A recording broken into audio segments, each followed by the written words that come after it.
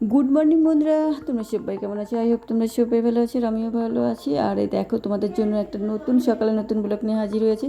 তো বন্ধুরা, আজকে দিনটা শুরু করেছি যেমন রেগুলার যেরকম শুরু করেছি তেমনই করেছি। আর বাড়ি কাজ হচ্ছে, তোমরা তো জানো। তো ভাবছিলাম কি পুরো কমপ্লিট করার পরে শ্যাম্পু ট্যাম্পু করবো, কিন্তু কী বলো তো, চুলটা খুব নোংরা হয়ে গেছে। তো আজকে শ্যাম্পু করে নিলাম। জানি না আজকে কাজে আসবে না, কি করবে বলতে পারছি না।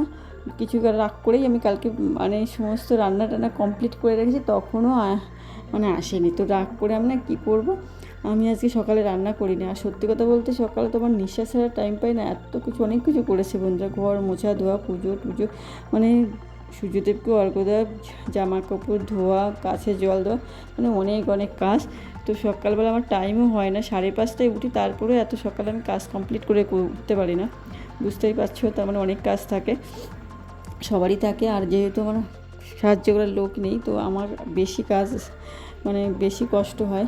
তো বন্ধুরা, কী বলো তো, বললাম না মুখে ক্রিমটা আজকে লাগাবো, কারণ ক্রিমটা আমি না লাগিয়েও মানে সকালে ক্রিমও লাগানোর সময় পাই না।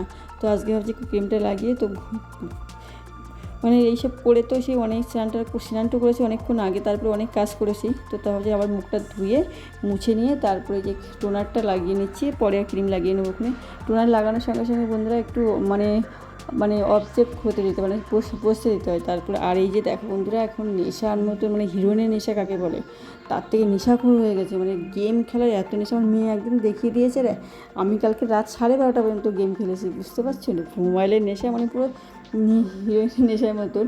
তো এখন মা এই যে চলে গেল, বেরিয়ে গেল, আর আমি, ওরা কেউ নেই আজকে, বললাম না সকালে রান্না করিনি। তো ওরা গেছে আর আমি বসে বসে গেম খেলছি। তো ওরা যে চলে এসছে, মানে এতটা নেশা, ওটা ডেকেছে তারপরে গেম থেকে উঠেছি। মানে এতটা নেশা হয়েছে, এতটা নেশা হয়েছে কী বলবো বন্ধু, হিরোইনের নেশার মতন আমার নেশা হয়েছে। মানে গেম না খেলতে পারলে ভালো লাগে না। ওর মা আর মেয়েটা বলে কি, মা খেলো খেলো খেলো, যাতে ওকে ফোনটা ধরতে দিই। আর আমার সত্যি কথা নেশা, খুব নেশা হয়েছে, খুব নেশা হয়ে গেছে। তো ও চেষ্টা করছিল ওটা করবে, আর মেয়েরা দেখেছে দুষ্টুমি করেই যাচ্ছে। দেখতেই পাচ্ছ, হাত দিয়ে ওর সামনে, ফোনের সামনেই, বাচ্চারা হলে যা হয়। তো বন্ধুরা, এই যে কাজে এসছে লোকজন।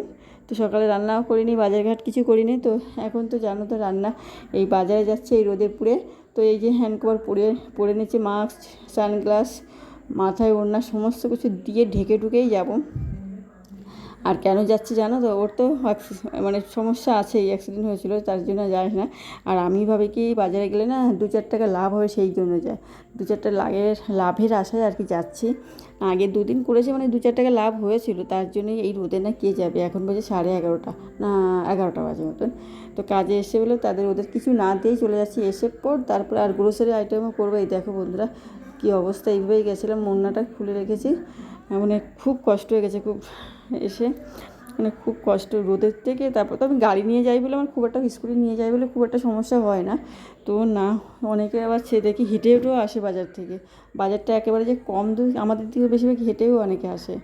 মাই আগে বাজার করতে হেঁটে আসে। আর এই দেখো কাজ হচ্ছিলো, এই যে আছে আমার আছে দুর্ভাগ্য, আমার ভাগ্যের প্রতি আমার এতটা মানে নিষ্ঠুর, মানে কী বলবো, ভাগ্যটা এত এত খারাপ, কি বলবো। সে বিয়ের পরের থেকে একটা একটা করে এইভাবে কাজ করতে করতে আমার একদম মানে জ্বালায়, ভালো লাগে না এখন আর করতে ইচ্ছা করে না, এটাই সত্যি কথা। পুরো ঘর ওখানে কেটেছে, মানে সারা ঘর নোংরা।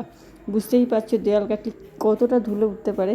সেই মানে এমনিতেও কাটাকাটিগুলো তো অতটা ধুলো ওড়ে না, আর সারা জায়গায় ধুলো উড়ে, মানে এখানে কী বলো তো, আমি একটা এক্সট্রা আর কি ফ্রিজের লাইন করলাম, কারণ আমার না গাড়ি রাখাটার খুব প্রবলেম, ওই জন্য এই পাশে একটা করলাম, ওই পাশটা, আর এখানে লাইনটা করা ছিল না। তো তার জন্য করতে গিয়ে এই অবস্থা, পুরো ঘর বাড়ির যে অবস্থা হয়েছে, নিজের ভাগ্যের উপরে নিজের দুঃখ লাগে। আর এই করতে করতে না, সেই বললাম না, বিয়ের পরের থেকে আজকে একটা রুম, কালকে একটা রুম, আজকে এইটুকুনি, কালকে এই পাথর লাগানো, এখানে আজকে কাজ লাগানো, যেই বাড়ি কাজের আর লোক আসলেই তো কাজ করতে হয়, সে নোংরা হয়, সেই আমাকেই করতে হয়। ইদানিং তো মা দেখছি আজকে যেমন একটু হেল্প করেছে, আগে কালকে একটু হেল্প করেছে, করে না কোনো দিনও। তা আমার বলছি একদিনকে, তো বলছে তুমি তো তার বাড়িও করেছে, কিন্তু আমি শুধু তোমারটা তো পুরো কমপ্লিট করা ছিল, একটু কারেন্টের কাজ করেছো। আর আমার যে খালি ছাদটা ছিল সমস্ত, এবার আজকে তো এককালীন না, আজকে একটা রুম, আবার কিছু টাকা জমি আবার একটা রুম, এরকম করে করে করা, তাহলে আমার কেমন কষ্ট হয়েছে বলো, বিশাল কষ্ট হয়েছে।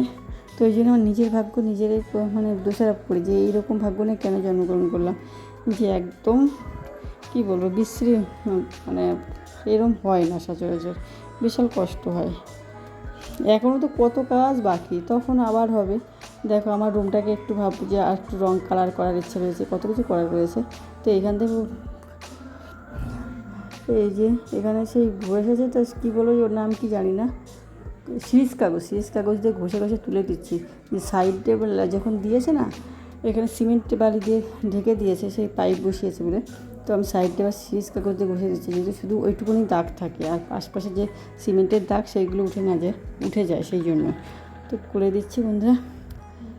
পরে আর কেন আবার কবে রং করবে আদৌ ঠিক নেই, কারণ সত্যি কথা বলতে এখন রং করতে গেলেও সে বিশাল হ্যাপে, সমস্ত কিছু বের করার পর মেয়ে যখন বিয়ে হয় তখন ভাবছিলাম করবো রং টং, আর এর মধ্যে এভাবেই থাকবো, কষ্ট হয়ে যায়।